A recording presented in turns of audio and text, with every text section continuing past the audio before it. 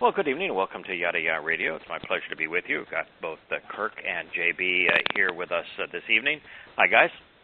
Good evening. How's it going? Good. I have an announcement and then two pleas. The two pleas are one is facetious and the other is of no big deal, except I'm told it might be helpful to me, and but it's actually a genuine request. The announcement first is that the East Coast, the Central East Coast, has been under some unbelievably difficult weather.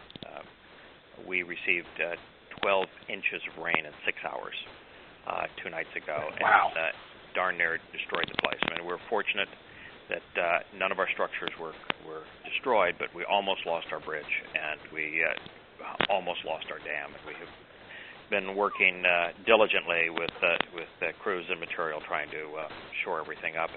And I am playing this evening with a badly wrenched back as I tried to pretend like I was 20 years old again and was tossing around these 75-pound retaining stones on uneven ground and really tweaked it. So if I grimace, you may hear it. I apologize. But also if I go silent, it is because we have another thunderstorm tonight, and it has already knocked out the power a couple of times. So if I go away, it's only because of the storm had other ideas. Now, the facetious play, I read a number of articles this week from America's leading spokespeople who claim to be working on behalf of God that say that if Jesus were to return, it's for darn sure he wouldn't be on a donkey. And that to reach the world, what you need is not just a jet to transport. You need a jet that can fly anywhere in the world. Nothing less than a $75 million jet will do. And these... So we start passing the hat to get your... Yeah, so these evangelists are all reaching out to their congregation, to anyone, and says, if you want Jesus' work spread, you ought to pray about it, and I'm sure he's going to tell you that it's appropriate for me to have a $75 million jet that you all pay for. So, Kirk, we've been doing this wrong, evidently. We were really of the impression that if you simply take the time to find out what God is actually telling us, you translate his words accurately, and then share the insights that those words provide in a way that is consistent with what he is offering and who he is. And you make that available free to people via the most effective medium in the world, which would be online, whether it's these shows, which we do verbally, or the books, which we provide on a number of different websites in their entirety free, that God was more than capable of using. In fact, I even found out that he referenced what we are writing, called it his neck, his sign, and that he even noticed us as choter, as twigs grafted into the branch in the tree of lives, making this available. And yet we don't seem to need our congregation to fund our salaries, make donations, or provide a jet. You missed that class. Yeah, we haven't found it yet. No, I haven't found it. I don't think we're going to find it yet. No, I don't think so. You don't need an open hangar. You need an open mind. If you're trying to understand what Yahweh said, you aren't going to find it at 40,000 feet, but you might find it if you opened the Torah and read it. So I just thought it was hilarious, and how all their... What's a more effective way to communicate anyways? Put it freely available online, or travel around the world and charge people exorbitant fees to come hear you speak? Yeah, and burning jet fuel. And by the way, he missed the whole point on Yosha, even if he had his name correct. There's a reason that he's riding a donkey.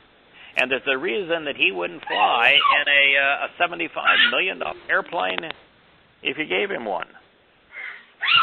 The donkey was a symbol of how humble God is, how unpretentious God is, how Desiring God is to serve as opposed to be served. That donkey is incredibly important to understand. And yes, if he were back in material form, he'd come in on a donkey because he's unpretentious. Mm-hmm. Not like these pretentious, arrogant bastards that are claiming to represent him. That's the story that they miss. A God who is unpretentious, who is approachable, isn't a God to be feared. It's a God to be known, approached, and loved. They missed all of that with a stupid donkey reference. There's a reason that Yosha never left Yisrael. There's a reason. I don't even think he left the province of Yehudah. There's a reason for these things. And there's a reason that his Torah, his prophets, his Psalms is available to anybody, anywhere around the world. It's his words that matter, not his mode of transportation. And with that, Nimrods don't seem to have any appreciation, and I use Nimrods literally, is that he's not coming back with a physical body. He wasn't resurrected with a physical body. He will not be returning with a physical body. He sure as hell ain't going to need an airplane. Coming back as a spiritual being, as light. Yeah, how many, 75 miles he traveled and like instantly after he came back? I don't think he's going to need a plane. Right. In fact, 150 round trip. If you look at the Roman measurements of stadia, because he had to go there. He had dinner with the fellows and still met with his disciples in the open room, transporting himself through the wall. Because as energy, time no longer matters. And therefore distance is irrelevant when time no longer matters, because traveling over distance is equated to speed. Speed is simply distance over time. But if time becomes immaterial, distance is immaterial. So he could have traveled from another galaxy and another solar system. Or another dimension. Yeah. Or another dimension. In fact, he did come from another dimension. He was up at the seventh and returned to us. So, when you're transformed into light, as he will be on his return, you don't need an airplane. Well, the airplane lots of things that fly. people just don't know. Okay, for the modest,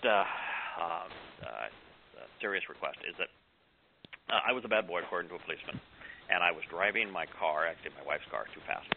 And a lot of extenuating circumstances where it could be 5 miles an hour too fast. That is not what it was written down. So in this particular case, I actually have to appear before the judge as opposed to simply paying the ticket. And I haven't had a ticket. I've had one ticket in 10 years. And it was for 9 over the speed limit. So, it's not like I'm a habitual offender of the speed and driving laws. But anyway, this particular situation, there's a lot of extenuating circumstances, and I think I will prevail on the facts.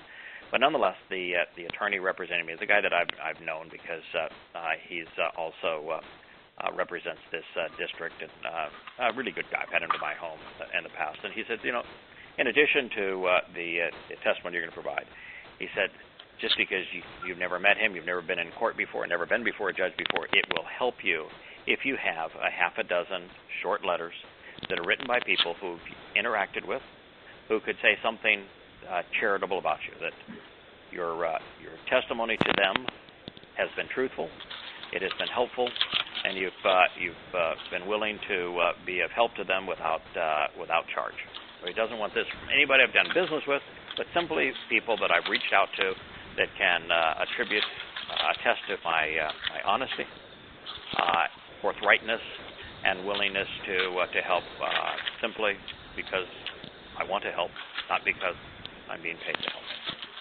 So if a number of you, half a dozen would mind, email at Yada Yahweh, email at yadayahweh.com will all come to me. Just write it under your name. It'd have to be, so that it's credible. It'd have to have an address, and to sign it. But paragraph or two in your own words that he's forthright and honest in his approach. Now, that being said, the storm, they do say that Hasatan is the prince and power of the air, and therefore is a storm spirit, right? Well, as a result, my internet was just knocked out. The lights in my building just went out, which means that my computer shut down, and my computer has the text of the message we were going to begin with. And while I have read it just 15 minutes ago, Kirk, my guess is you have it open in front of you. Would you mind reading the passage? This is the passage that we went over in Yahshua. We went over it not Yahshua, Barashith. We went over it 23. Was it 7? Is that the number that I gave you just a few minutes ago? 22:13. 22:13. We went over it at the end of our program last week, but there's a couple of words in it that are necessary, I think, for us to more fully develop and to see how they play out later in Yahshua 53. And so, Kirk, if you wouldn't mind reading that to us. The power has flickered back on, but now I'm going to have to restart my computer, and then I've got to find the word dive. So it's going to take me a while to get back on track. But if you wouldn't mind reading that, and there's the two words, the Chaz word, which speaks of being fastened, and the Shabbat word that talks about this crown of this being caught in these intertwined thorns. And particularly the last one, how it appears and is woven into the text not once but twice in that powerful Yahshua 53 passage.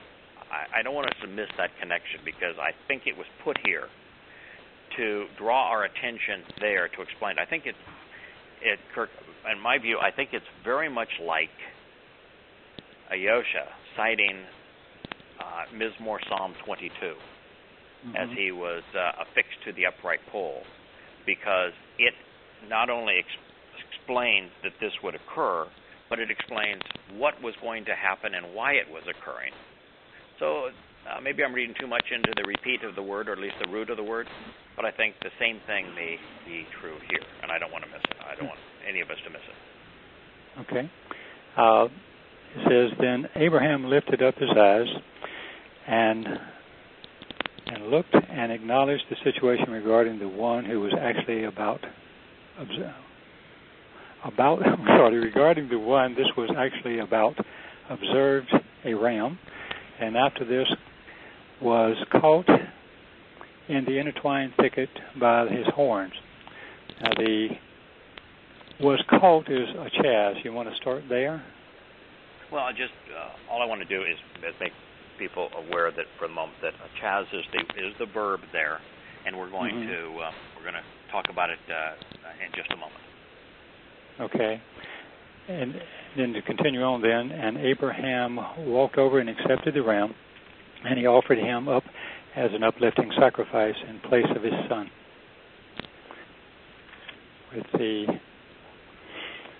And that's 22:13. And then you want me reading the expanded part, or? Yes. Oh, I'm sorry. Okay, then Abraham, of course, is Father who raises up and lifts up those who stand up and reach up, the Father of abundant enrichment and merciful Father, or Father of multitudes who are confused and troublesome. He lifted up, which is Nasa. He raised his eyes, his perspective accordingly, and he looked. Then he observed, seeing and inspecting, perceiving and understanding, discovering as he considered what was being revealed in the qual imperfect, and acknowledged the situation regarding the one this was actually about.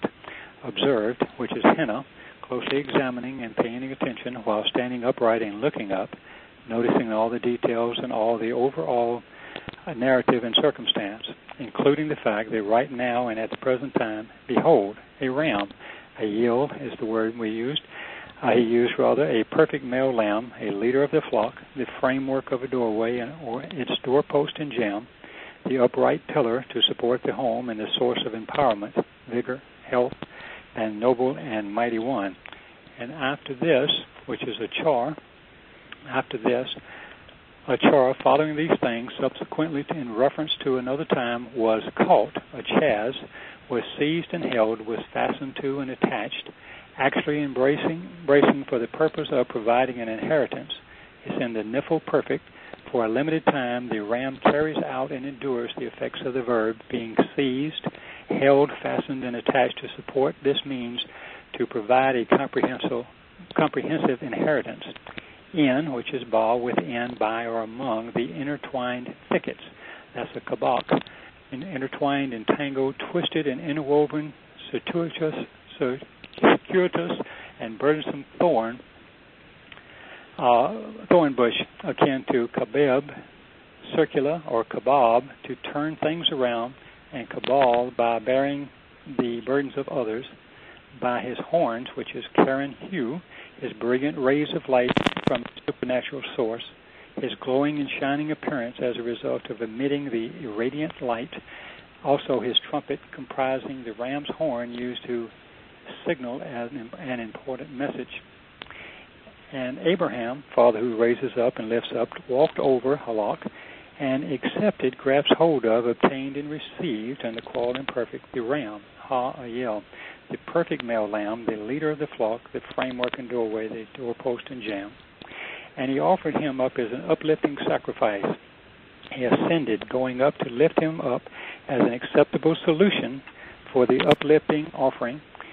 In the hiphil imperfect, the action of the subject, Abraham caused the object, which is the ram, to participate in the uplifting experience, which would have ongoing implications throughout time.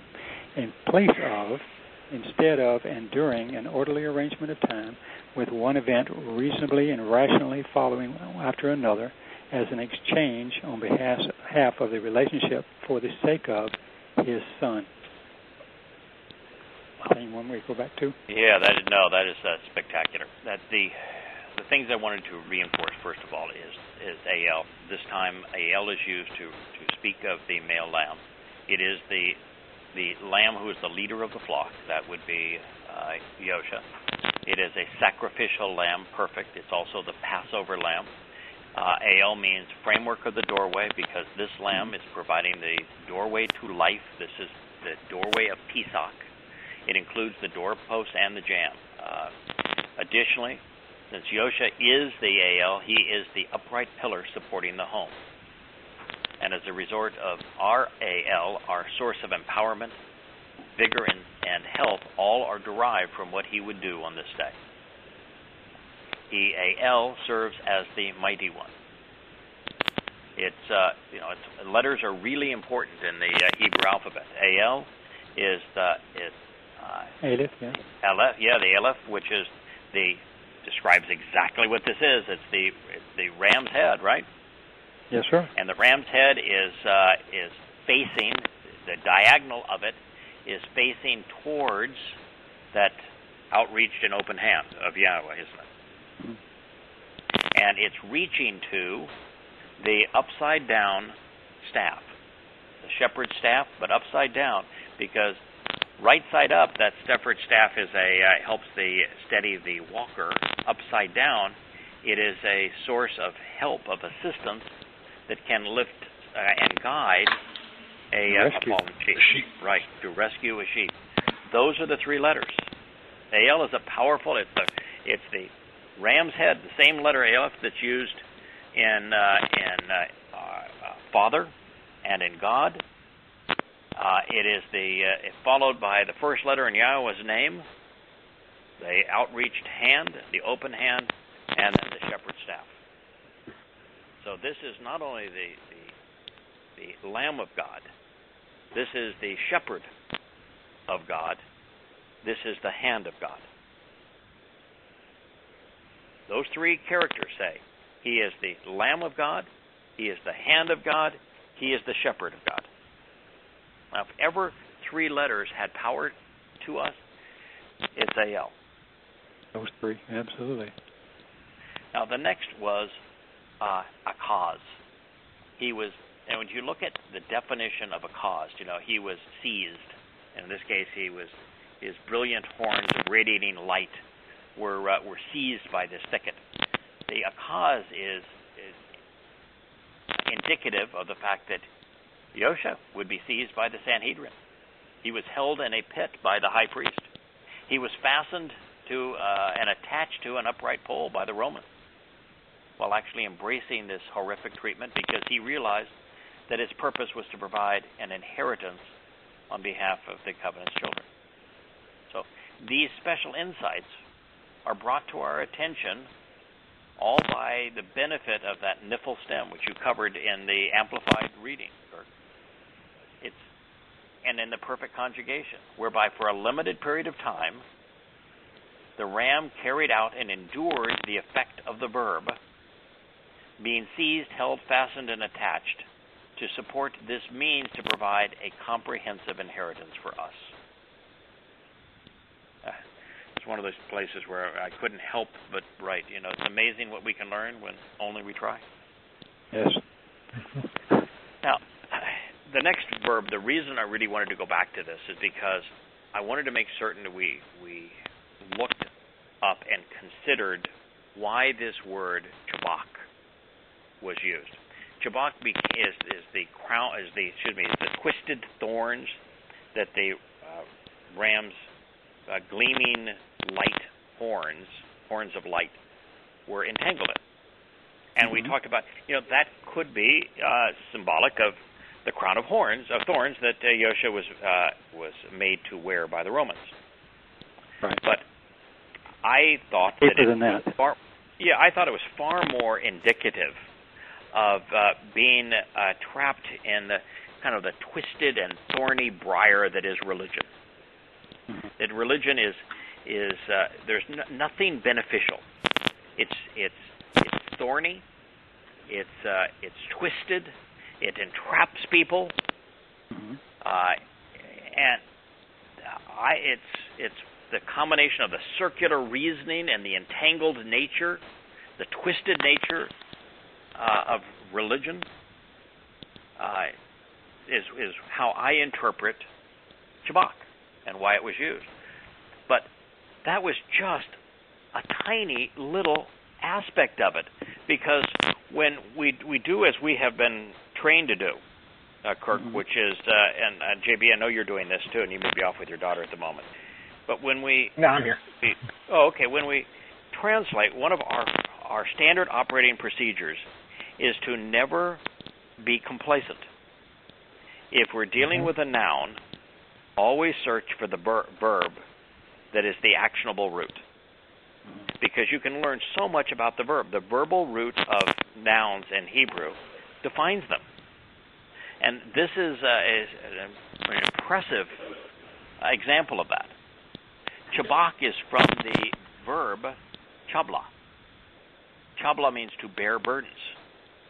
So these thorny thickets that were intertwined to form a circle, this verb that describes that is used in Isaiah 53, 1 through 12. 53, 1 through 12 is probably the single most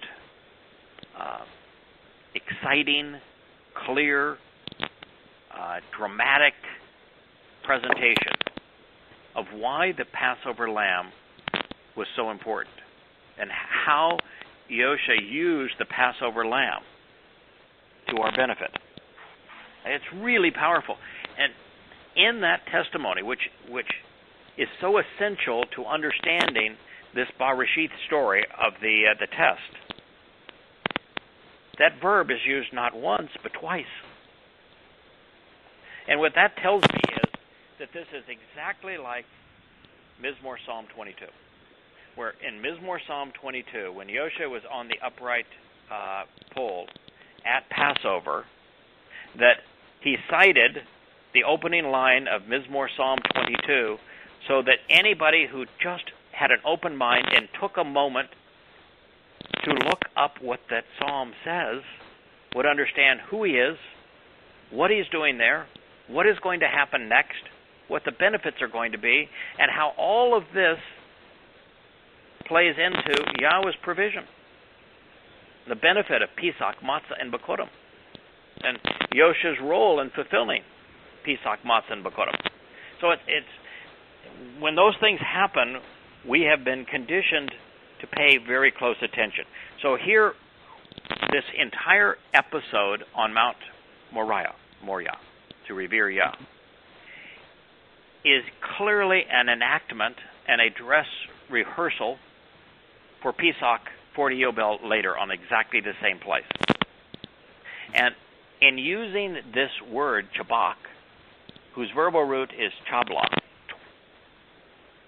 twice in Yeshayah 53, Yahweh is explaining the specific role of the Passover lamb, of the very lamb whose horns of radiating light were caught in the thicket at this day while Abraham and Yishak were affirming their place in the covenant with Yahweh. So all we have to do is look up how that was used in that context, and the entire picture unfolds for us. So with that being the case, I'm going to begin this. I have lights again. Guys, if I go dark, I'll let for the time. finish it for me. But this is a amplified version of Yeshayah 53, 1 through, let's see, it goes through 12. 1 through 12, yeah. Right.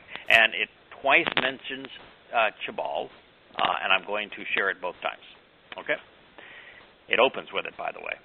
Nevertheless, our illnesses and affliction, he himself lifted up and carried away once and for all.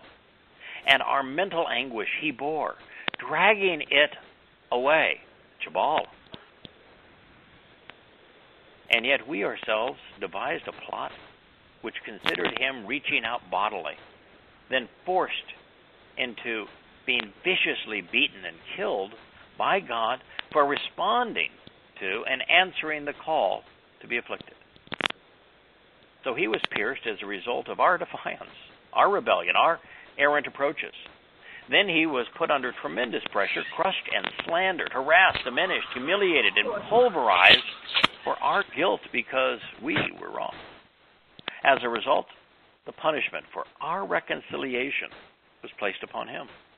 So with his bruising blows and ability to unite in fellowship, we are healed, approaching restoration and renewal.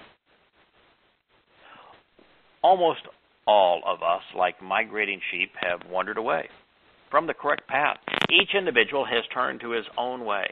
And so Yahweh has interceded with him on behalf of all of our guilt as a result of us being wrong. He paid what was required, and he responded, answering the call to be afflicted. And yet he did not open his mouth. Like a lamb, he was directed and delivered forcibly to the slaughter. Confronting the ruthless beasts and deadly butchers, like a sheep facing his shearers, he was silent. He did not open his mouth.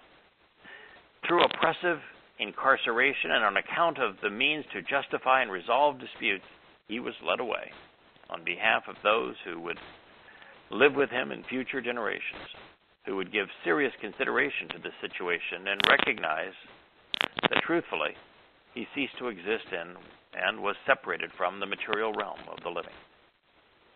Because of the defiance and rebellion of my people, the assault upon the plague of death was directed towards him.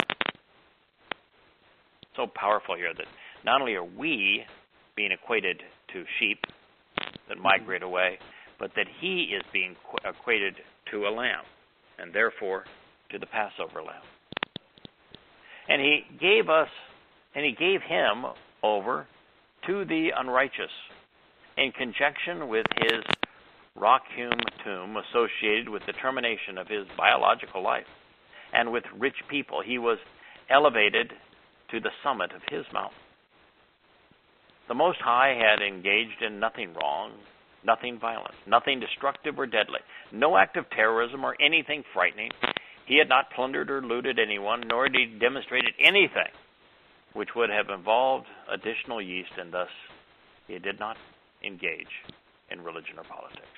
Boy, he is a lot different than the Christian God and the Islamic God, isn't he? Mm-hmm. Therefore, nothing deceitful or misleading, nothing which would have caused someone to derive a false impression of his words and deeds was spoken by him.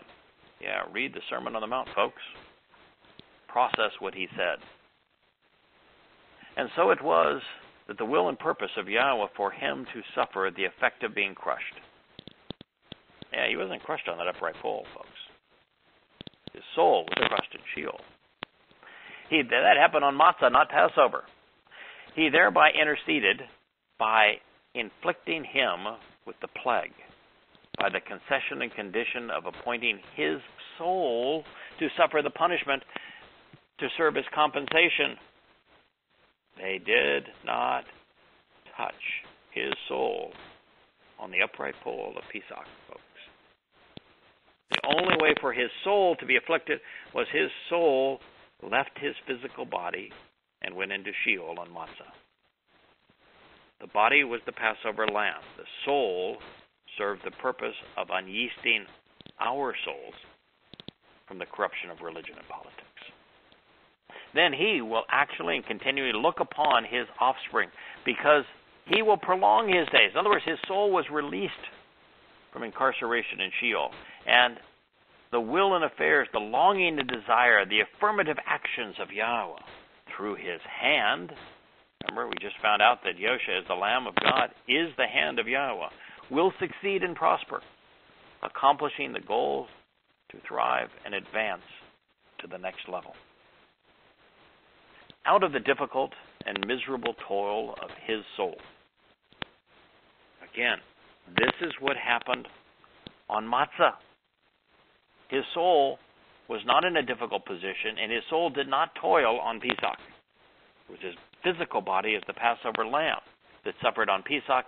It was his soul that suffered on Matzah. These two are connected, and one without the other is actually counterproductive. He will actually and continually see the light, overflowing and providing complete satisfaction. When he was released from Sheol, he became an energy-based being. By way of knowing and understanding him, my servant, my co-worker and associate, will make righteous and upright, declaring absolutely acquitted and vindicated many because of their guilt. He shall bear. Honestly, therefore, it is right and correct, just and proper, and thus certain.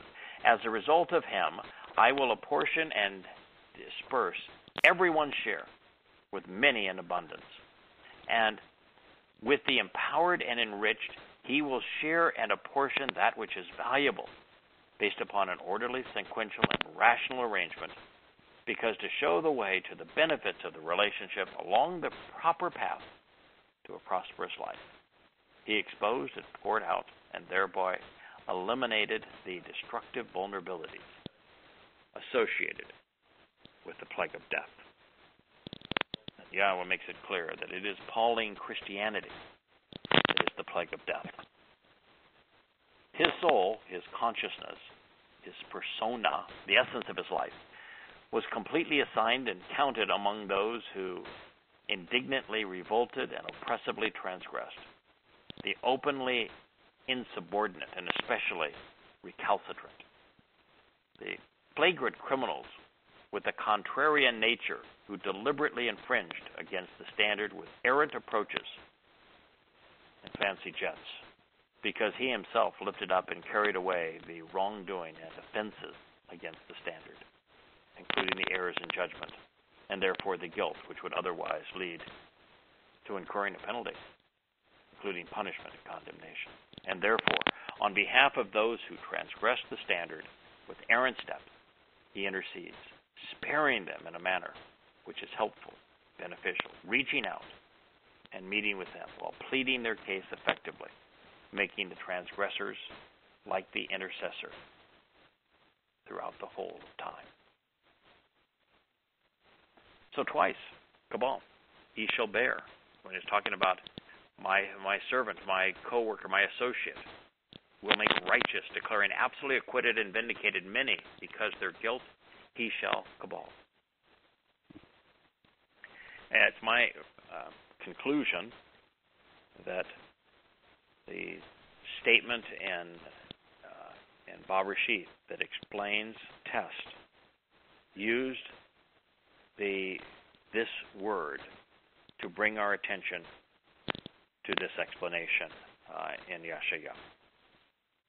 And so that's why I wanted to go back and cover it, because I think it's one of those things where the lights go on. We have understanding if we just make the proper connections, and that you go from knowing to understanding. Knowing is a product of being observant, closely examining, carefully considering what Yahweh had to say. That leads to knowing. But understanding requires us making connections, and us making this connection between the Bereshit test and the pronouncement of its fulfillment in Yeshaya 53. We make the transition from knowing to understanding. Anything you guys want to add before we go to the 22:14?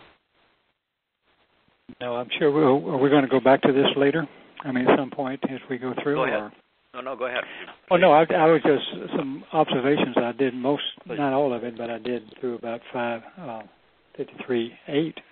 And there was just some overall views. There was some plague of death comes out tons of times, which is amazing. You know, the first time first time you address that is this is Paul being the plague of death, Christianity being the plague of death. How many times we would find it in so many verses, and in this one it's in a lot. It's in the words a lot, because he talks about the plague, and he didn't suffer illnesses. He suffered the plague, and every time I see that, I immediately start thinking about religion. You can't miss it. It's religion and politics that he's talking about, and military, if you wish, but certainly the military. Certainly the religion first, politics second, or a combination of the two. Yes. Yeah, when you see plague of death, it's most overtly tied to Shaul, the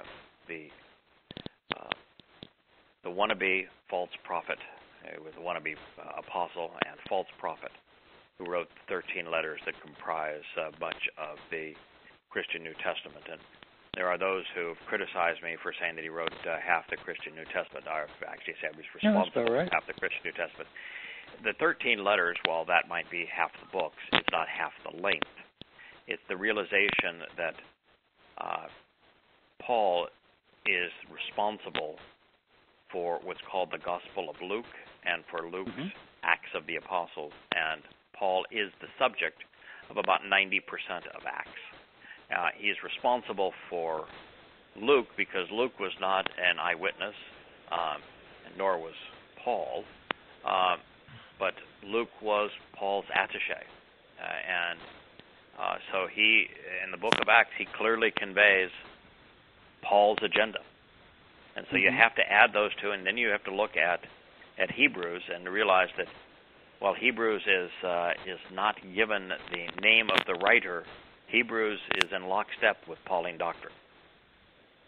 So it's one of Paul's supporters or followers or publicists.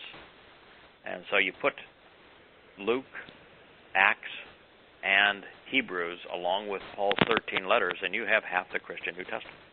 Mm-hmm. Well, and they've rewritten just about everything else, too. They certainly have. Cover. Yeah, they synchronized on that one as well. So. Right. But, and the place where Yahweh was unequivocal in Shabbat, which was written 666 years before Paul would pen his first letter.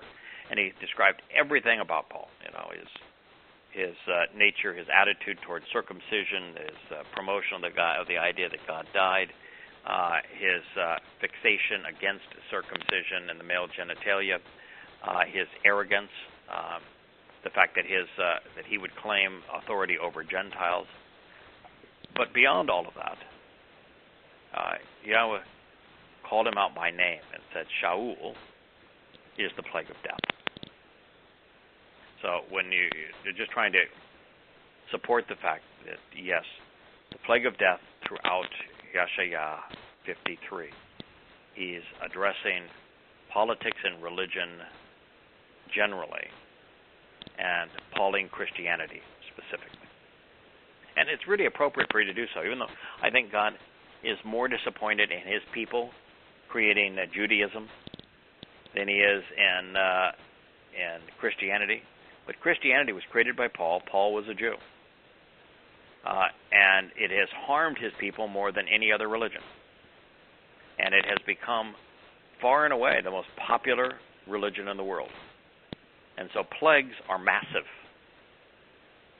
And so the ultimate plague of death would be the world's most popular religion, one created by a misguided religious Jew, Shaul, known to the world as Paul. That was quite an interruption there, but go ahead. No, that was absolutely, I was just trying to... absolutely my thinking. Is just you articulated better than any of us, so that's... but yeah, it's... and I mentioned earlier, too, that, it's... so many of the words, if you look at the letters, are also... This is so more appealing to me. Maybe it's just because of now, and I understand a lot more than once before. This is so appealing to me on showing the picture of Yahusha. This is clearer than anything I find in any of the Gospels that I recall. Yeah. I don't go back and read them much anymore, so it's not rare that I do unless we're looking up something. Yeah. But this is Yahweh just tell you exactly. You cannot translate this stuff, or just look up words the way I do. JB and you translate. I just look up the words, see what they all mean. But you cannot not get Yahusha in these passages. I mean, verbatim. Every connection, every important connection is there. I won't bore you with all the little stuff, but as I was going there, just entertaining myself and going along with all these things, I was going, wow, that's another one, and that's another one, that's another one, and that's another one. You could just cite them one after another where he's being so specific. Well, that's all true. There's one part of it that is very disturbing to me. Okay.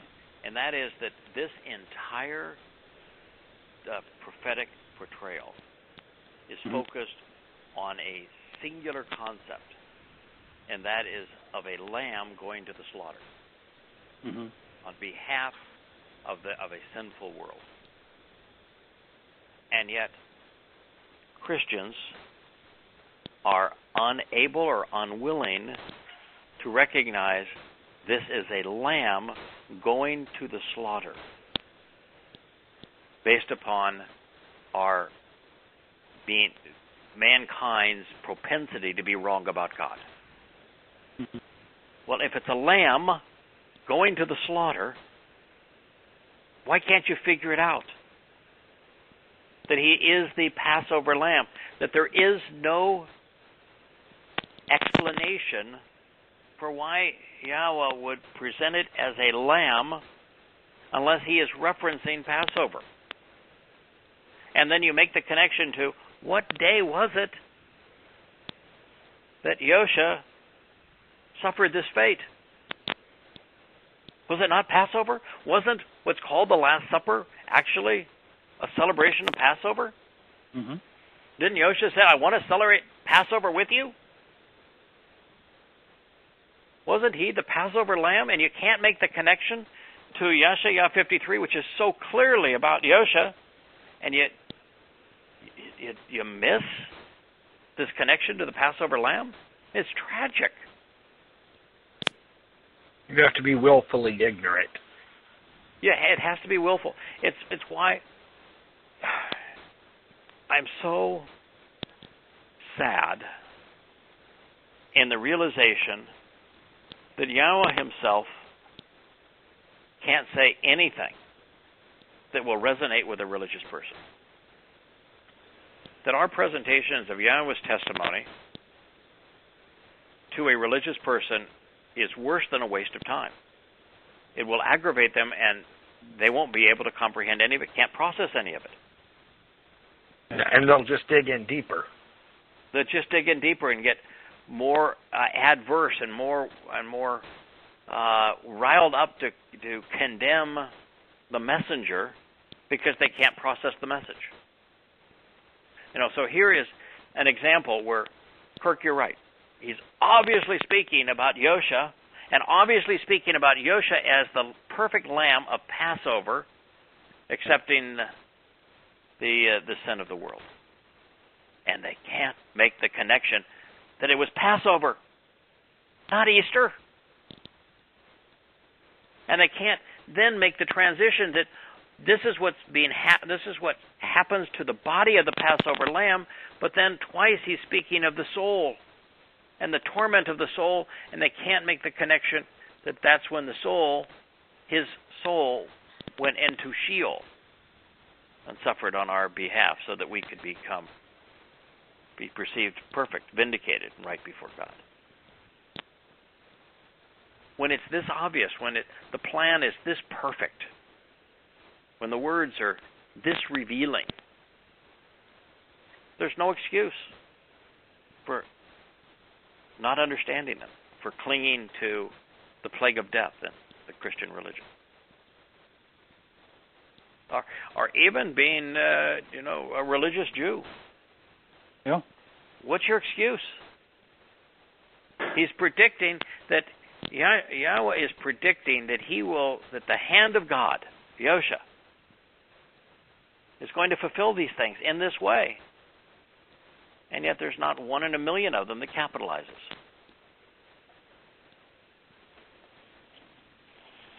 So, again, I'm sorry for running all over your point. You're absolutely right. It's very but I just wanted to emphasize that there's more to your point than just it presenting Yosha. It presents Yosha in a very specific role, with his body serving as the Passover lamb and his soul fulfilling matzah on our behalf. Well, I just sometimes when I examine the words and it's so clear to me, and I'm not the sharp tool, and if I can't miss it, I just can't. I'm not aimed at the people who just don't care or don't care enough. The average Christian. It bothers me about all the preachers and the guys with doctorates of divinity, higher learning, and they how do they read this and come up with something else? Do they never look up these words? I guess they don't. I think that the people that do this are almost universally religious. Yeah. I think that the world is such, to answer your question, that somebody who is going to read this, somebody is going to try to make a nickel on explaining this, is already made a decision to be religious. And because they're religious, they can't process it. They don't understand it. They can't process it. They're totally blind. They're impervious to it. They say even the very words of God will not resonate with them. And but so, you look at who goes to our divinity school or whatever, any of these religious learning institutions. Look at how many books they have. Patty's father actually went to school to be a minister at one point. He was wanted to be a Lutheran minister. Ended up not becoming one. But I looked at the bookshelf at their house and just all the books he had to have for school. yes. That's what they learn. They don't learn the Torah. They don't learn even the Bible. They learn these religious textbooks, these religious books that teach them the religion, not what the Word actually says. Correct. So the reason... they don't teach them how to think, they teach them what to think. That is correct. That's the nature of religion. It's not... In fact, I'm not even sure that's quite correct. They don't teach them how to think. They tell them what to believe. Dogma. Yeah. They tell them what to believe. Yeah. Never how to think. No.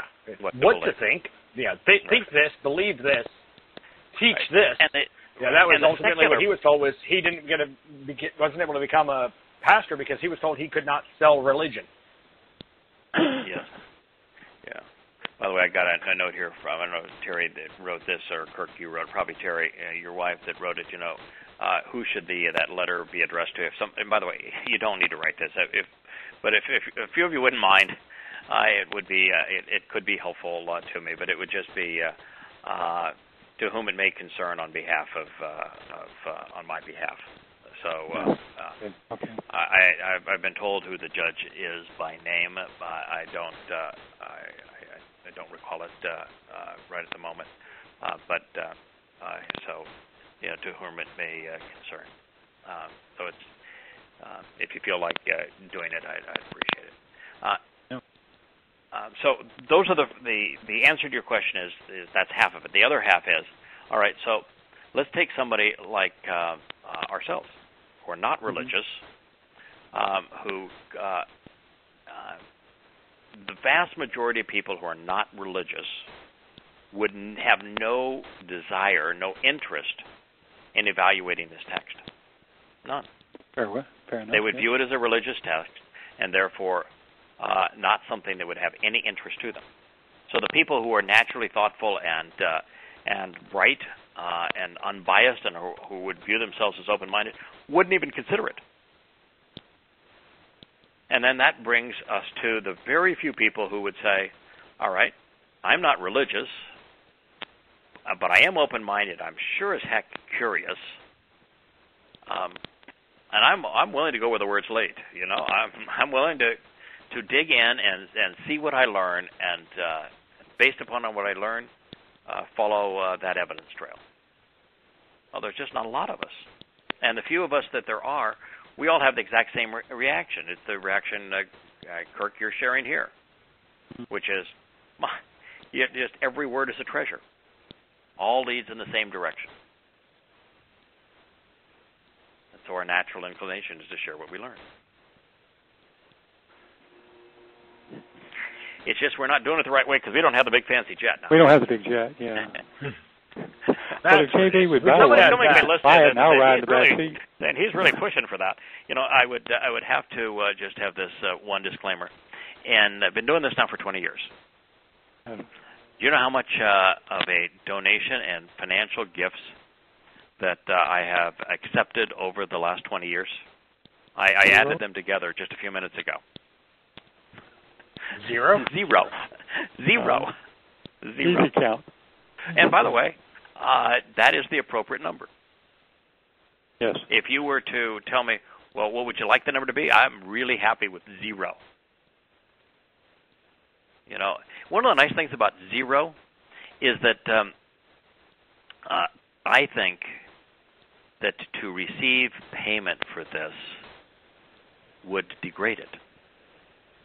The message is still Yahweh's. It's not mine. It doesn't degrade Yahweh's message, but it certainly degrades our participation in it. This is a labor of love.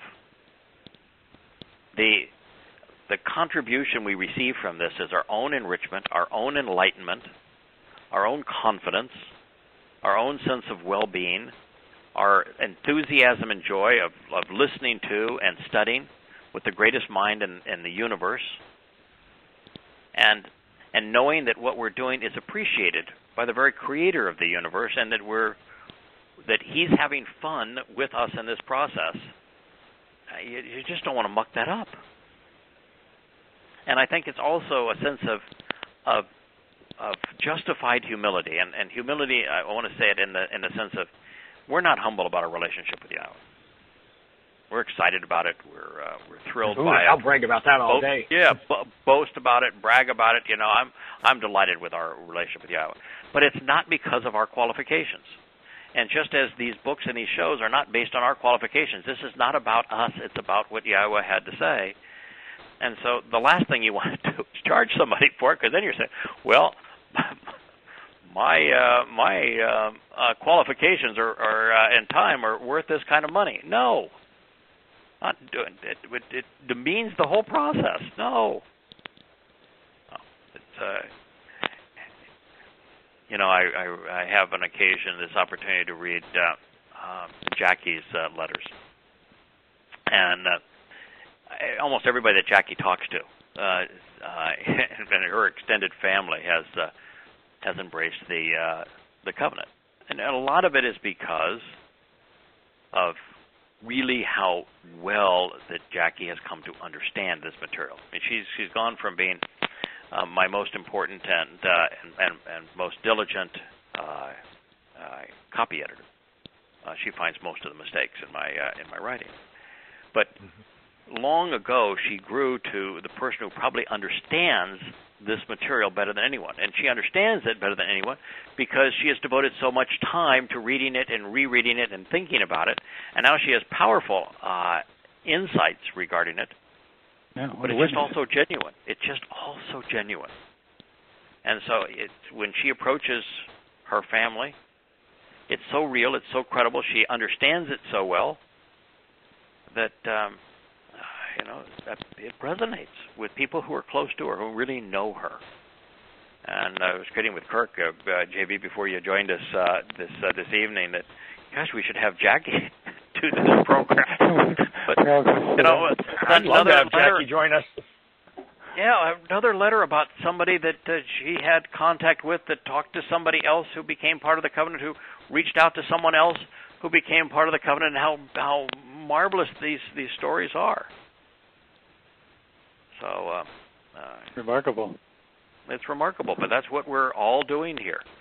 I had one of my childhood friends write me a note, because he was one of those passed along the story about the fancy preachers claiming that they needed the fancy jet to save the world, and he just said, "I want to thank you for what you've contributed to my understanding." And I wrote him back, and I really like this guy. He's been a friend for so many years, and he's like Jackie and like everybody else in a way. He's grown to the point where he really understands the material and now is contributing to our collective knowledge. And I said, as you know, well, I appreciate that comment. We're really all in the same place. We're all learning from the same source.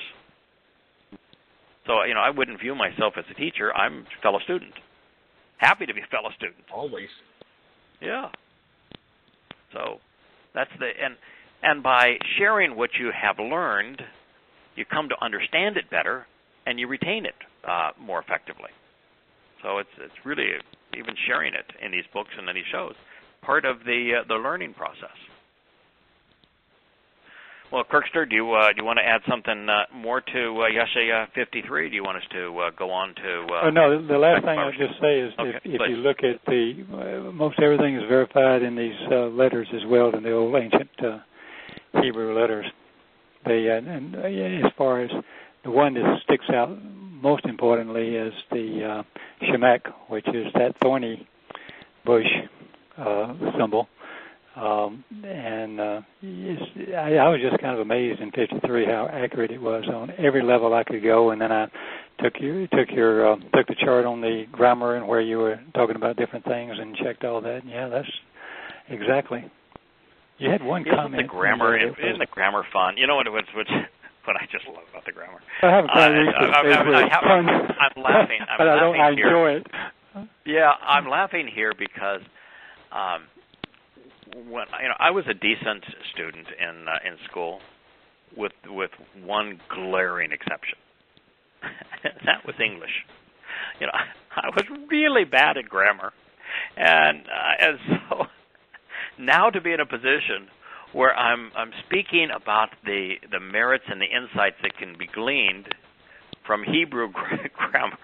Yeah, I just laugh and say it's kind of like Yosha going to the mumbler, to Moshe, and saying, "I want you to proclaim my name and message to my children." I've had kind of the same thing. That was never my strong suit in school. I was great in the math and sciences, but English. But I realize though, as I've learned more about Hebrew grammar, the reason is English grammar rules make no sense because it is such an amalgamation of different languages. Oh yeah, right. They don't make sense. You have to memorize 100 rules and 500 exceptions to each of them. Right. Hebrew grammar rules make perfect sense, add so much to it. It's very much a reasonable language. Right. Yes, I love it. It is. That's exactly my view. I was unable to be effective in my understanding of English grammar because the exceptions are greater than the rules. Mm-hmm. So it would never resonate with me. I'm uncomfortable in the hypocrisy of English grammar. But Hebrew grammar, the thing about Hebrew grammar that is so marvelous is that it has a consistent theme. One is that it simply is. No past, present, or future tense. It's like the very spiritual energy that comprises Yahweh.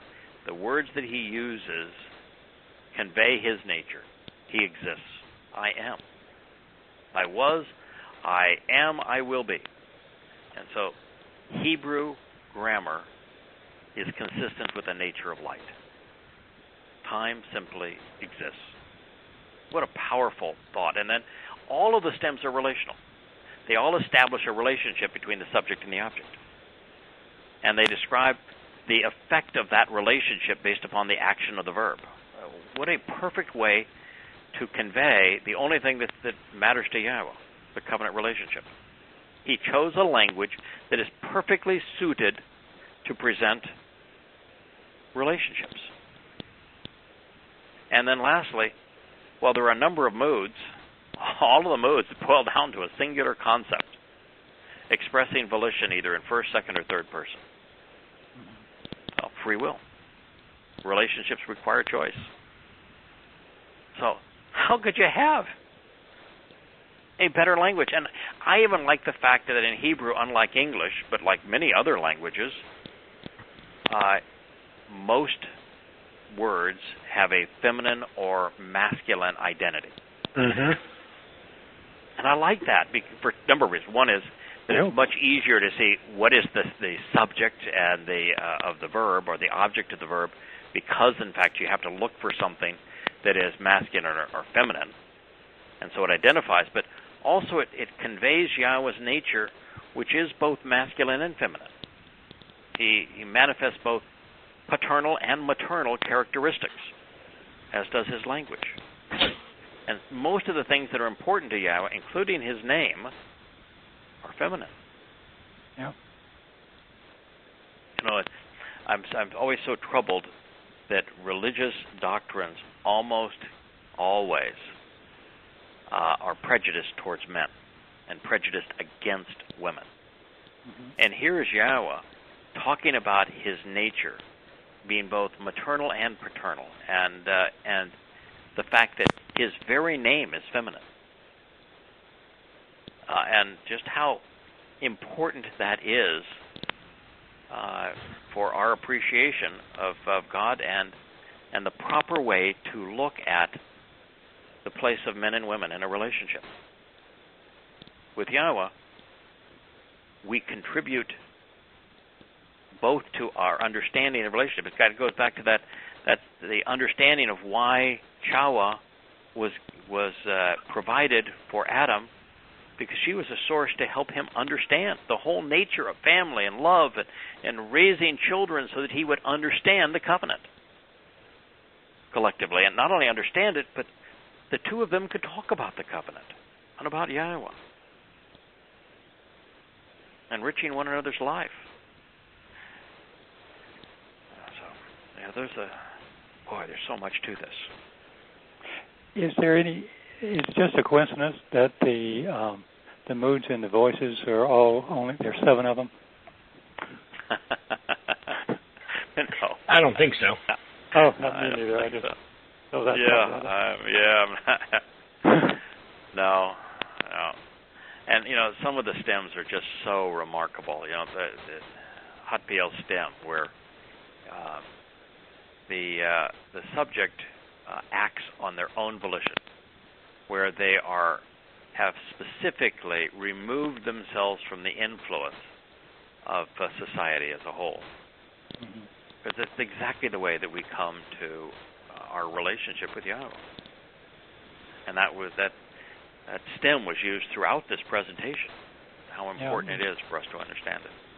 Yeah, that came up when he was talking about the people that are surrounding Israel, the people from the seashores and all in this, and the Hipel stem, because they're doing it to themselves. They have not only become, and I think you pointed out, they're not only been overwhelmed by their religion and politics, but they've come to believe it.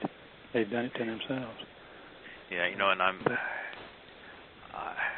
I forget what verse it was. We'll get to it eventually. Yeah, and when I began translating, I paid no attention to the stems. I just really didn't.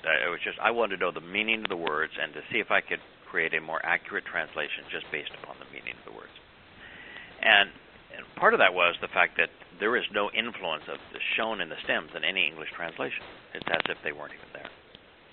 Yeah. And then about the seventh time I was going through Yada Yahweh, trying to improve it, make it more accurate, I began to spend more time with the stems and tried to share their influences as to what that relationship was being conveyed, and also the same thing with the moods, with the volitional moods, and to a larger and larger degree to explain why some things are in the perfect and some things are in the imperfect. And it was, I'm sure, stilted and troublesome and not all that clear, and over time have become more comfortable with it. But I remember doing so many shows where it was, Chris says, okay, that's way too pedantic. Well, I'm not just, don't need the grammar lesson. Let's just stick to the meaning and not get carried away with the grammar. But the more I did this, and the more that, gradually you do something a lot, you become a little better at it, the more I came to realize that a huge part of the meaning is conveyed through the grammar. Yeah. And you never find any hint of that in any English translation.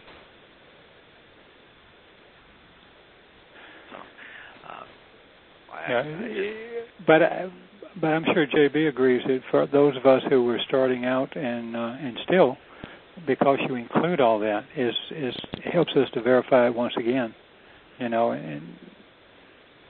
that this is what it really means. Because people are still go. I'm sure people are just starting this trip, still will go, well, this guy, who the heck is this guy, and how could this be right? Because I've been told all those years it was such and such, and everywhere you turn. So that's to me that was another arrow in your quiver. I mean, so yeah, it took a long time to figure out that arrow belongs in the quiver. It was a long time, but over time, I came to something hugely valuable. Yeah, it's hugely valuable. So, Abraham, Father who raises and lifts up those who stand up and reach up, Father of the abundantly enriched, merciful Father, Father of multitudes who are confused and troublesome. It's like so many names and words in Hebrew. There's a dark and light side, and both are applicable. Abraham was the father of Ishmael. Ishmael is the father of Islam. The multitudes who are confused and troublesome.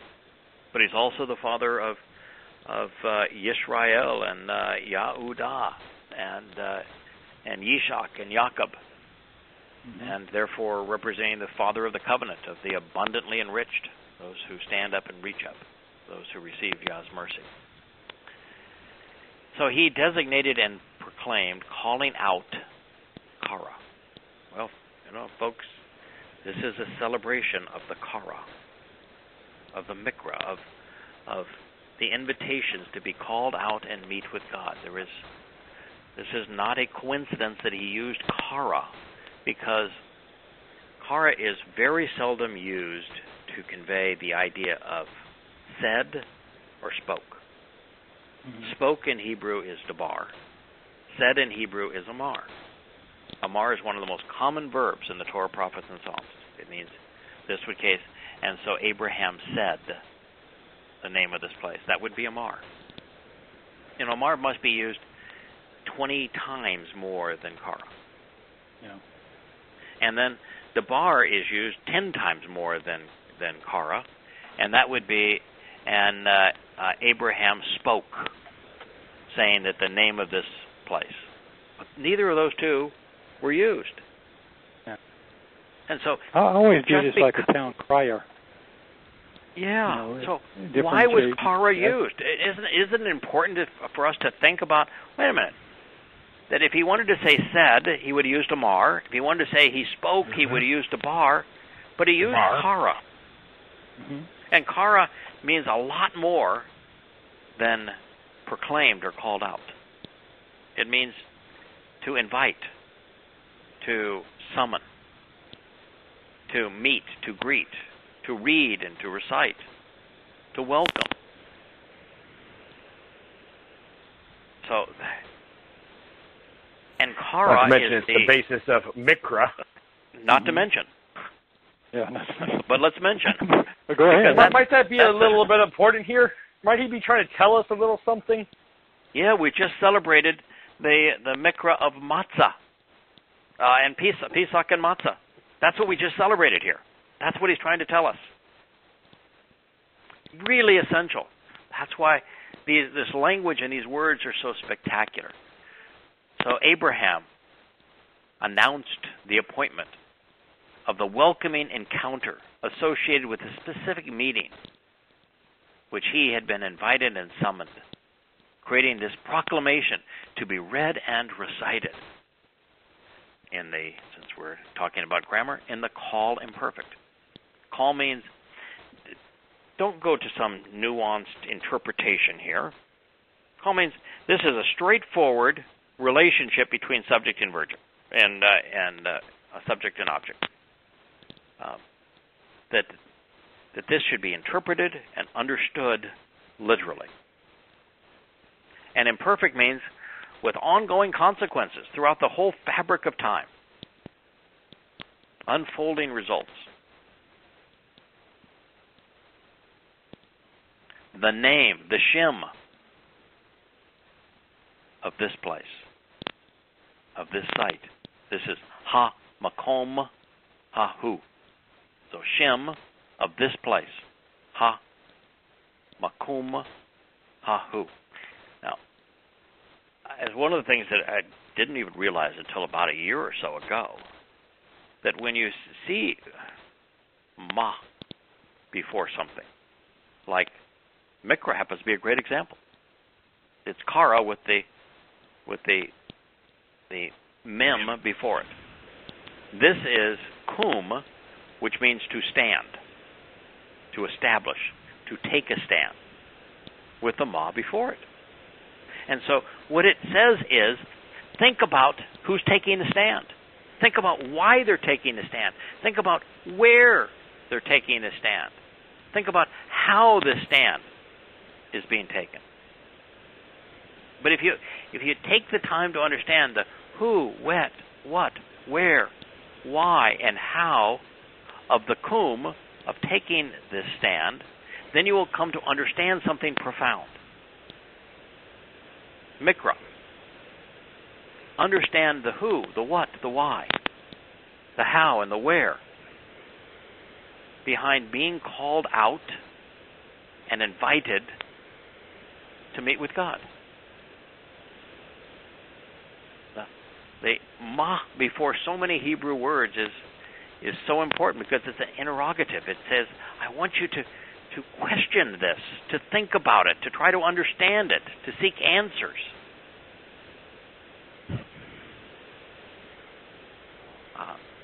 It's just a powerful insight into Hebrew, and this is ma-hum. Understand this place, this home, this office, this source of direction in life, this place where Yahweh took a stand so that we might stand. So Abraham designated and proclaimed, called out, Kara, the name, Shem, of this place, Ha-Makum, Ha-Hu, God, Elohim, the Almighty, Ra'ah, reveals. In this place, Yahweh is seen. In this place, Yahweh is experienced. In this place, Yahweh is present, providing perspective and understanding for the observant who pay attention to and consider Him. He didn't say this is the place that Yahweh is worshipped. He didn't say this is the place that we lift up Yahweh in praise. He didn't say this is the place to fear Yahweh. He didn't say this is the place to believe. He didn't say this is the place to have faith. No. He didn't even say this is the place to be saved. He said, this is the place where God reveals, where He is seen, where He is experienced, where He is present, where He provides perspective, where He provides understanding. Oh, that's powerful. Mm-hmm. If I can, if you look up Ra, besides being observe the ram, you've got an observer with the Ra, and you have the A, which is the Aleph, and then you have a Henna or a Hay standing up and observing and acting and taking action based on that, because it's in a walking position. But if you look up just 3 or 4 lexicons, it'll say none of those things that the Christians that you were citing then, it'll say to see. It says to put on display. Obviously, he's put the world on. He's put Yahusha on display there. It says to experience and encounter, allowing one to see, to understand, to perceive, to take into consideration, observe, absolutely see and have power of vision, i.e., prophecy, to discern, and thereby distinguish between 2 different things. And I don't know whether it was in the Nifl passive form, which would be appear, or a Hefel causative, which means to show, but they could have been put. So I didn't look that up, so I can't tell. But I assume it's one of those 2. This Ra'ah this where Yahweh reveals is the call imperfect. So okay, so it's just straightforward. God is literally being seen. That so God can be experienced here. That you can perceive and understand who God is and experience Him here in this place, and doing so can have ongoing influence over time, and He can be seen and experienced here throughout time. Yeah. And it's reinforced when you did Macomb, because it's a standing place in His home. I mean, I know you said that in your commentary, but I found everything that you said in your commentary: hometown, standing place. So, by the way, what place is this where Yahweh is revealed and can be seen? Here. The summit of Mount Moriah, isn't it? Moriah. Moriah. Did Yahweh tell him exactly where I want you to go, that this is the summit? This is the summit of Mount Moriah.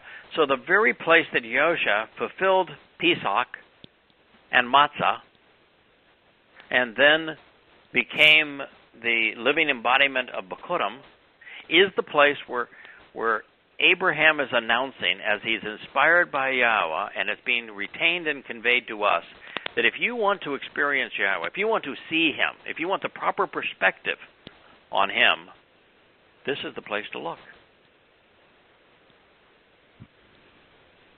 How many people in the world look to what happened between Abraham and Yishak and Yahweh and Yosha and the Pesach lamb and Mount Moriah for answers?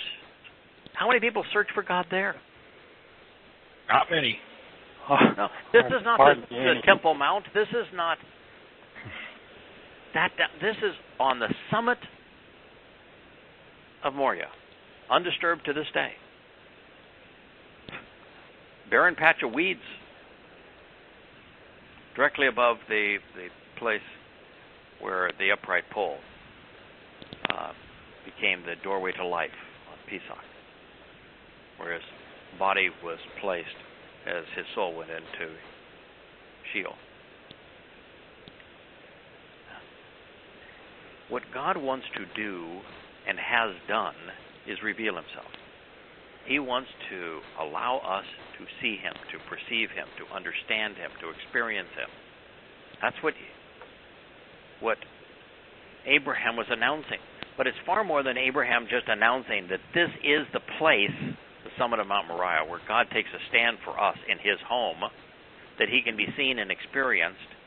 It is at the conclusion of the affirmation of the covenant where Abraham himself has passed the test to demonstrate that he not only understands what God was offering in the covenant, but is responsive to what God is requesting of him.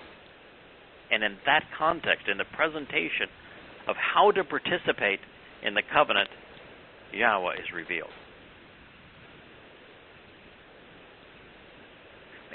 That should be as important as any statement ever made by anyone at any time. That is the announcement that is being made by Abraham at this point. And where is that conversation recorded? The Torah. Yeah. In the beginning. Yeah. Would we know of this conversation if Yahweh hadn't shared it with Moshe? Would we? No. No. No. And so, We were told why it for a reason. why did Yahweh share this with Moshe? For us. Only one reason. Oh. Here's how we know. I introduced myself to Abraham, and these are the instructions I gave him for participation in the covenant, and this is what he did in response. And as a result of that, he is considered perfect, he has been vindicated, and he is right with me. Well, that's telling you, because God says he does not change, he is consistent, that if we listened to those same instructions, accept them, and act upon them, Yahweh will respond to us in exactly the same way. This is Yahweh revealing himself, what he's offering and what he expects in return, and also revealing his nature on what he has done through his mikra to enable the promises and the benefits of this covenant. And he's specifically opening the doorway to life with this dress rehearsal to Pesach, 40 Yobels later.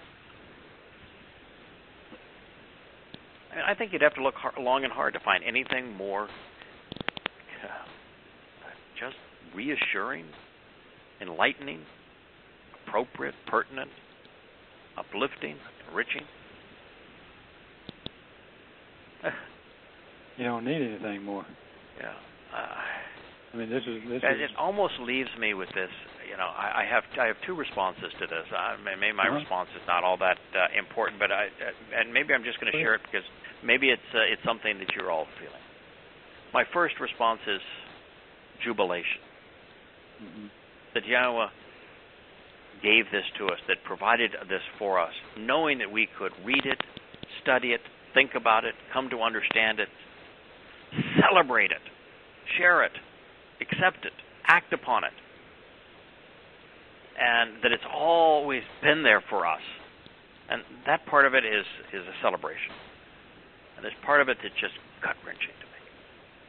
That the Creator God of the universe could have done all of this for us, shared all of this for us, and the vast preponderance of people reject him and choose the false gods of religion over him. It's just heartbreaking to me. It's hard to understand how so many billions of people have rejected the real God who revealed himself in this place and instead would prefer to embrace religion.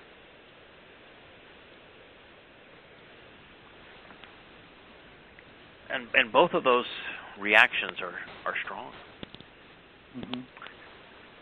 Showing the way to the benefits of the relationship, Asher, my favorite word, he spoke this day upon the mountain to observe and understand Yahweh. Asher. Demonstrating the importance of relationship. Revealing the proper path to walk to give meaning to life. To provide benefit. To lead someone to a joyful and happy place. To encourage the proper mindset. To enable someone to be correct. To walk along the right and proper, specific path to a prosperous life. Asher, showing the way to the benefits of the relationship. He spoke. Amar.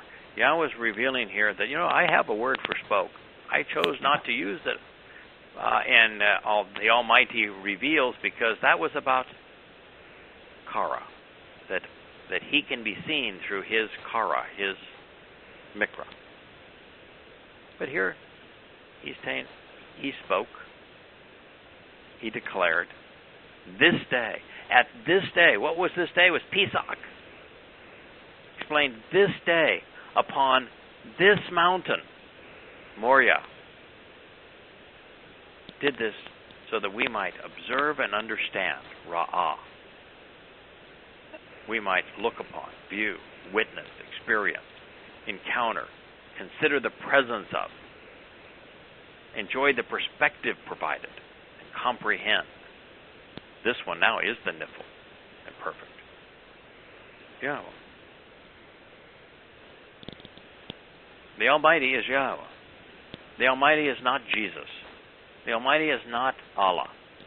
The Almighty is, He doesn't care what you call Him. The Almighty isn't, He has many names.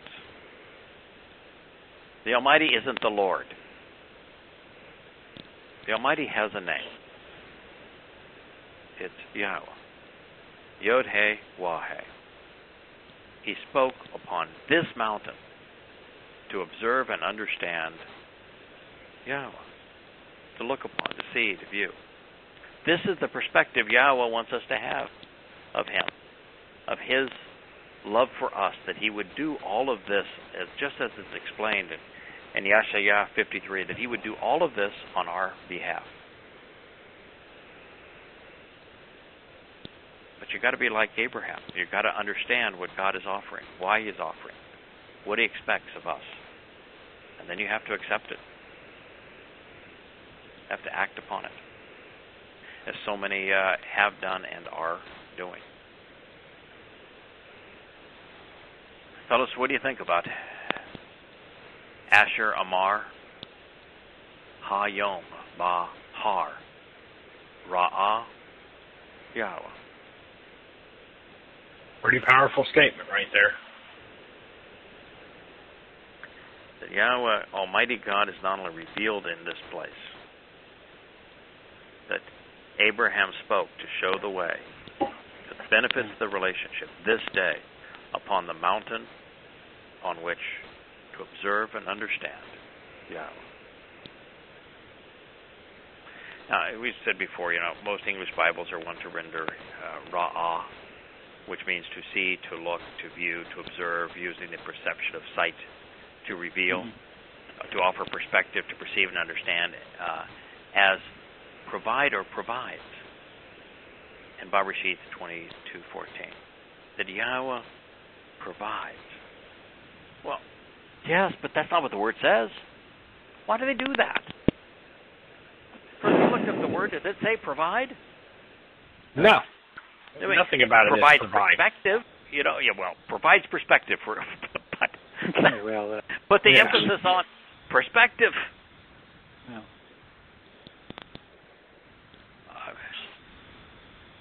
He's not. No, I don't get it. Where they're coming from. Why would they do that? Was it a mistranslation in the Greek, and the Septuagint, and then mistranslated from the carried Greek over to the Latin? Yeah. Ra'ah means to see. Could be. It could be an accident. It could be. They do it a lot. They sure make that same mistake over and over, don't they? Yeah. Is there any that it's a verb written in the Niphal imperfect, and that it means to observe, to see, to look upon, to view, to witness, to experience, to encounter, to perceive? That's what the verb means. Yeah. Why not pick, one of those? It's not like it's an words. uncommon word. Ra'ah is one of the most common words in all of the Hebrew language, I would say. It's probably in the top 20 easily. Yeah, I think it's probably in the top 20. Certainly in the top 30 of verbs. It's not a difficult. It is not a difficult word to describe. And I doubt that's one of the only times I've ever actually seen them translated as provides. Every other time it's translated in some term of seen, saw, perceived. All of those are abundant. Right. But it makes no sense to not translate it that way here. Yeah. It is, in fact, the place on which Yahweh provided the means to fulfill His Passover promises. Yeah. But what He's saying is this is the place where we can correctly and absolutely, clearly observe, see, perceive Yahweh. You want to see Him? This is where to look. Look at what He did for us through this conversation and test with Abraham and Yishak, and look at what He would do for all of us through his fulfillment of Pesach and Matzah in this place 40 Yobel thereafter. Look upon what he's going to do when he returns to this place. This is the place, if you want to see Yahweh circa year 6000 Yah on Yom Kippurim, this is the place you want to look.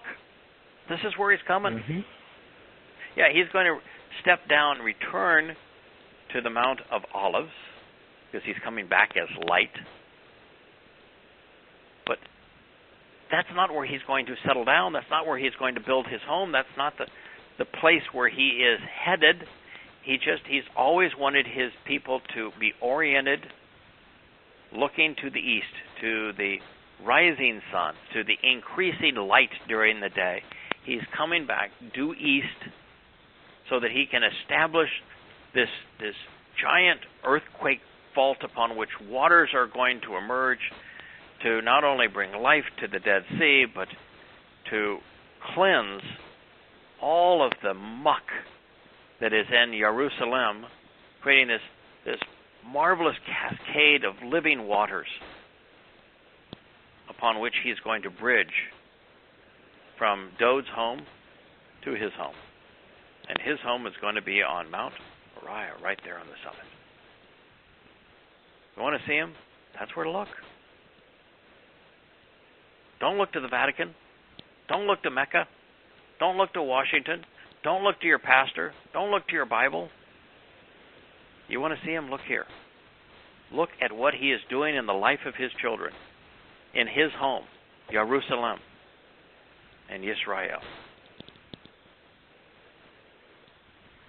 And not just anywhere in Jerusalem and Israel, but on the summit of Mount Moriah, which is where the signs are posted to show the way. Where Dod, his favorite son, built his home. Where Yahweh's home will once again be established. And where you discovered there's that building site is still empty. Yeah. I love that. Yeah. I think I just love it. All these years. Yeah. You've got Satan's temples on the Temple Mount now. Everything. With the dome of the hoofy print, dome of the rock, and with Al-Aqsa. Al-Aqsa Mosque. And so it's just nothing but pure deadly pollution, the most vile of religious trophies. And so Yahweh's going to have living waters just blow that stuff right down to the sea where it belongs. And the summit of Mount Moriah, nothing on it. And that's kind of cool. See that? Yeah. Oh, when he returns, he's going to transform that. All of the religious and political rubbish and all of the political and religious people are just going to be gone, evaporated, all of it. And what you're going to see is the brilliance of Yahweh's light and the brilliance of his home. And I'm just imagining this bridge of light over these living waters, and the magnificence of Dod's home, the favorite son, and the bridge that connects it over these living waters to Yahweh's home. And by the way, Yahweh's home is our home. Yahweh's home is our home. And just down the path across that bridge is a home that we will be invited to meet the most interesting, the most brilliant person who ever lived, the most articulate person who ever lived, the most insightful person who ever lived. Dod. Yeah, we will have the opportunity to share meals with Dod, to sing songs with Dod, to listen to Dod sing songs. I'm more apt to do the listening than the singing. But think how comfortable you that's sing going then. to be. But I see Dod as being a person at that time where we will engage him in conversation. Oh, yeah. I even think that when Yahweh places his Torah inside of us, and we have a much more complete, comprehensive appreciation and understanding of Hebrew and of his word, that I think that our communication with Yahweh is Well, it's still going to be more listening than talking, because he is more interesting than we will ever become. I do think it's going to become far more of a dialogue. And I think with Dode, I think Dode's whole nature is that Dode has the same, at least my sense is, that Dode's attitude towards what he has done and who he is and all of this is very similar to our own. He is very proud of and enthusiastic about his relationship with Yahweh, as we are. But he's also very mindful of his flaws. And so I think Dode's going to be somebody that we just have a really good time with. I don't see Dode as being in any way unapproachable. I agree. Yeah, I think he's going to be every bit as approachable as Yahweh. And my sense is that with Yahweh at that time, that he's going to be as interested in what we have to say as we are in what he has to say. And I think of that as I think of the time I spend with my little granddaughter. I am actually far more interested in what she has to say and what she's thinking than what I'm trying to share with her. I really want to know what she's thinking, what she likes, what she enjoys, what her reaction to certain things are. She's 2. And so the difference between what we know and how we think, is considerable. And yet I'm totally fascinated. I mean, just totally fascinated listening to her. I think the same thing's going to be true with Yahweh. I think it's going to be a marvelous time. But both of them, Yahweh and Dode, wrote so much. They didn't write it not to share. I mean, they're teachers. They like to engage their students. They like to engage their families. So, of course. Right. But I see this as Dode as a fellow student who, as a student, wants to share with other students. I'm going to say, yes, I understand that Dode has a lot to teach us, but I think that Dode is a fellow student. Oh yeah, he's still human. He's just as human as us. He may have understood more than any of us at the time, but he's still not. He's not perfect. No, we're all learning. Except he's still going to be learning. Except in Yahweh's eyes, yes. Yeah. But he doesn't have perfect knowledge. No, but he's the most brilliant person who ever lived. He's the well, think love about it of like Yahweh. this: how much do you enjoy sharing and learning with other people? And I do, and Kirk does, and that's the nature of everyone in Yahweh's family. Is we love to learn and we love to share as we learn. He's going to have the same attitude, I think. Exactly. He's just smarter than us, and closer, and there's no one that Yahweh loves more, no one that Yahweh is closer to, and so to be around him is just going to be a thrill. Well, think about living in a world where everybody's on the same page. Yeah, I know. That'll be nice. Yeah, no religion, no politics, no military. We're all... Wow. Yeah, we're all on the same page. We're all brothers and sisters. All brothers and sisters. No hierarchy. Nobody even wants a hierarchy. No. Just all brothers and sisters. So cool. Yeah, and one of the things that I've just always been thrilled about is that Dode had a lot of responsibility. Yashayah, a lot of responsibility. We spent a lot of time. Moshe, a lot of responsibility. We really don't have any responsibility. It's good. I think it's just it's going to be nice. Total opportunity, no responsibility. I don't know how it gets any better than that. Well, you have access to and the attention of the creator of the universe as your dad, trying to do everything he can to make your life richer and better. And, this idea is that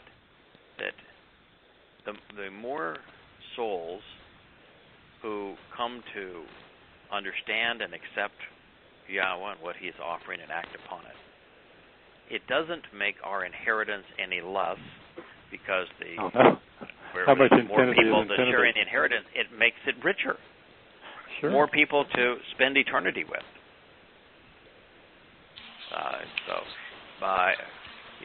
Makes Yahweh's experience richer, our experience richer. And in a way, it's kind of neat that the idea that there would be so many people, so many souls, all there exploring, because there's just times when I'm sure we're going to say, all right, we learned a lot. Kirk, JB, and I, we've got this. We're going to bring some of our other friends along here. We all want to go out. There's a galaxy over there that we want to go have some fun. We want to go, just spend some time there together. We might even transform into material bodies there for a while, because there's just a lot to experience there. And when we come back, we've got all your guidance. We know what we should and shouldn't do.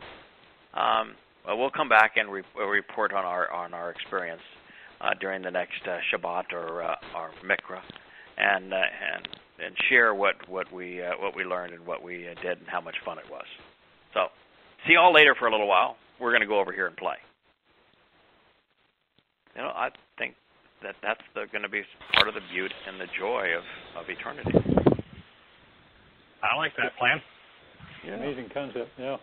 Yeah, and how much fun it'll be to go there with friends and share the experience with friends. And just come back and say, this is really exciting. Kirk did better than the platypus. You should see this thing. Pretty amazing little suckers. I don't know. It's going to be hard to beat the platypus. Yeah. And JB down there in Texas, you created an improved version of the aardvark. I'd settle for just getting rid of the heat during the summer. Oh, my. Yeah, indeed. All right, fellas. Well, they only had one power outage during the program, and we managed to survive that. You know what I actually did when I got the computer back up? I printed the chapter out. Now, I don't know how I would have read it without any light. That's good. But I'm sure you could have found a way. Yeah, I'm sure found a way. You got all your flashlights working? Well, you got lights on? Yeah. We're going to have to do better on my flashlights here. Oh. One of the kinds I just kind of, there's always challenges, and so saying, all right, okay, so the power went out at just the wrong time. I was about ready to read this, and now, okay, we got to need plan B. Okay, you go with the flow. Hey. Don't panic. So it turned out great. All right, fellas. Good night. And we'll be back with you again. Have a good night. Shabbat. Night, good JB. night. Bye-bye. Take care. Night, JB. Bye. Bye-bye.